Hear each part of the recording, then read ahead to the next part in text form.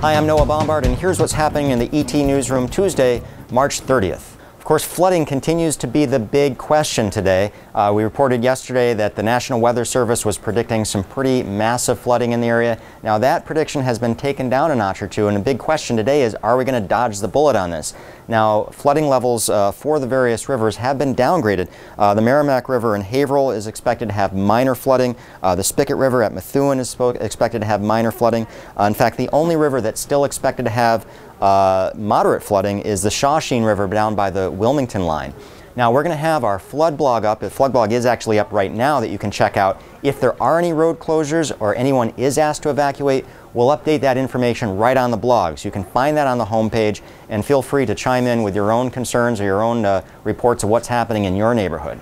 Now, even though the flooding has been somewhat downgraded, we're continuing to watch it, and President Obama has actually issued a state of emergency for several counties in Massachusetts, including Essex County. Now, what this means is a lot of money that we've talked about before will now be available to the cities and towns to get some relief from the last flood and the damage that was caused by that.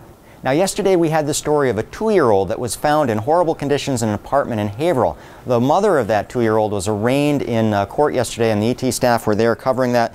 Jennifer Gogan, who's 25 years old, actually told the court that it wasn't her fault. She said she left the toddler in the custody of her 17-year-old brother, and that when she came back to the apartment, that's where she found a party going on. Now, it was that party that police responded to. They arrested 13 underage partygoers, and they removed 13 bags of cocaine, a dime bag of marijuana, as well as various bottles of alcohol.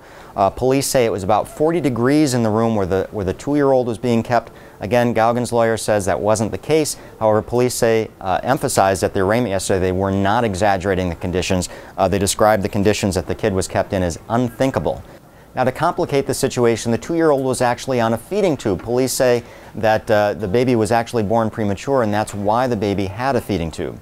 So we're going to continue following the rain as it's coming down out there and watching those rivers to see whether or not they're going to flood. Make sure to check out that flood blog. We'll have more information on there. And as always, all these stories and a lot more can be found at Eagle-Tribune.com right now.